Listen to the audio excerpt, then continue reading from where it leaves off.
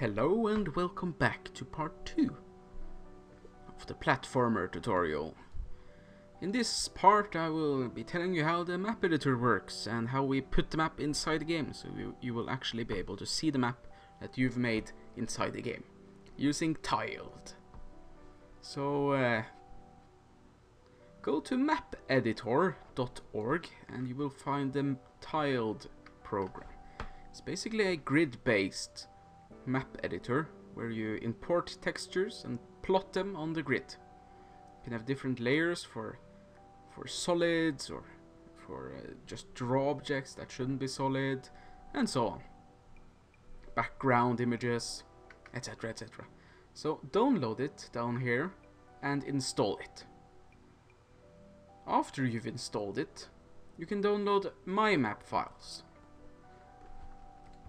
They look like this, and they will be in the description under the video. Here's the textures that I've made so far. It's 32 pixels by 32. Just boxes for platforms on the platformer, and a plant to show you how just drawables work. That shouldn't be solid. And then you have the map itself, map.tmx. To make it run with the tiled program, you have to go right click in properties and choose opens with tile.exe. So you have to browse here and find tile.exe. And yeah, double click it. You get the map up here. It's a very simple program. You import the textures here, add a new tile set, and you import the pictures I have here into the program. And you get a new tile set down here. I called it example, as you can see, example. And it's very easy. You just choose the texture you want to plot, choose what layer you want to plot it on. Solid, it has to be named solid with on our game, because we're gonna search for the layer called solid and make the player only collide with those textures, those grids that we've enabled. To place down, you just click and you've placed a box on the grid. To remove, eraser, remove. To put the plant, if you want it to be solid, it will look really bad, so don't do it. You could place it now on the solid, or you choose foreground, and you can place them in the foreground. These will display in front of the player. So yeah, we're not gonna save this card. We're gonna use the map I've already made. So now we want to take the map, put it inside our game. We want it to load, because right now it's just a blank screen. That's not a platformer at all. We need to make the map visible. To do this, we simply, let's see, I have to cheat. I have a cheat sheet here so I don't forget everything. Cheating. Load. So we're gonna use the module we installed, the advanced tile loader, to load the map. So advanced tile loader.path, this is the path to the maps. That's the maps slash. So that's basically this folder that we made, the maps folder. Maybe I didn't say it, but it has to be named maps. And you can download it in the description, as I said. Map, it's going to be a global value. Any file in the whole game can access the map value. That's going to be the map itself. Advanced tile loader.load, and then the map file, tmx. That was map.tmx, as you remember. Inside maps, we have map.tmx.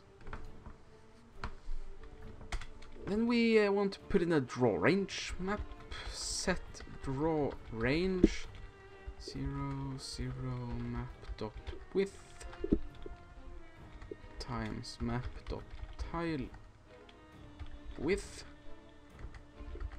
These are values that the tile loader put inside the map value, the map table, that we can access to find the width of the tiles and the width of the whole map and everything. So it makes it very easy for us. It's magic. tile height. Tile height!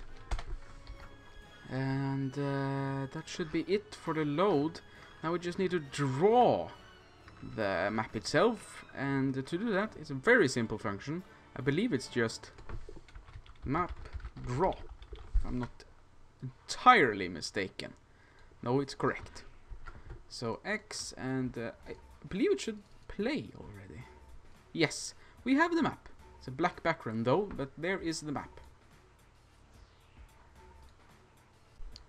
Next up on our to-do list is to make the camera module to be able to move around the map easily and rotate and scale the map.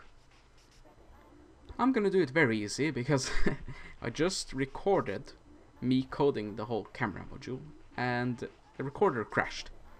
So I'm gonna copy paste the camera module.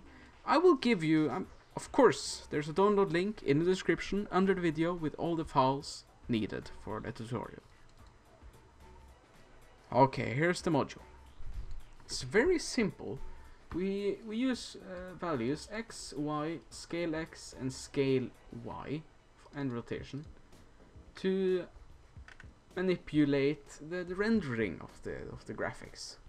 So we, with the camera set function, we rotate, scale and translate the objects that we are drawing between the push and the pop functions. So when we want to make something be affected by the movement of the camera, we need to first do the camera set function, then do all the draw functions like the map itself, and then do the camera unset afterwards. I'll show you how it's done afterwards. And we can rotate map, we're just manipulating the values, rotation and X positions to move the camera, the scale values to scale the camera, and so on. And we also have something called bounds, where we can make the camera stop at a certain position. It won't go more to the left, for example, or more to the right on some positions that we have set, if we set it. This module is greatly inspired by another camera module out there in the Love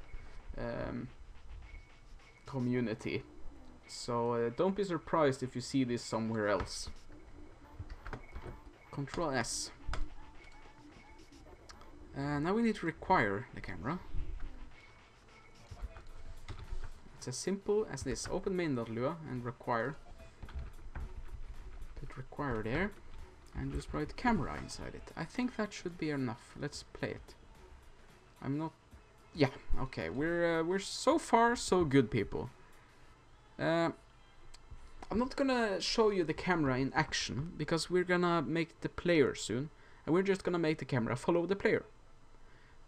So we'll do that in the next tutorial, and I'll see you later. Goodbye.